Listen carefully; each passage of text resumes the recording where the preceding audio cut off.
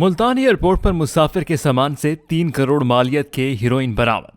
آپ دیکھ رہے ہیں دھرتی نیوز اور میں ہوں افضل۔ ناظرین، دھرتی نیوز کے مطابق اے ایس ایف نے ملتان ایئرپورٹ پر بڑی کارروائی کرتے ہوئے ہیروئن اسمگلنگ کی کوشش ناکام بنا دی اور غیر ملکی ایئر لائن کے ذریعے بحرین جانے والے مسافر کے سامان سے 2 کلو ہیروئن قبضے میں لے کر ملزم کو گرفتار کر لیا۔ ترجمان کے اے ایس ایف کے مطابق مسافر سلیم خان نے 2 کلو ہیروئن اپنے سامان میں مارس سے چھپا کر رکھی تھی۔ ملزم کے قبضے سے برآمد ہونے والی ہیروئن کی عالمی مارکیٹ میں مالیت 3 کروڑ روپے سے زائد ہے۔ ملزم کو ابتدائی تفتیش کے بعد مزید کارروائی کے لیے اے این ایف کے حوالے کر دیا گیا۔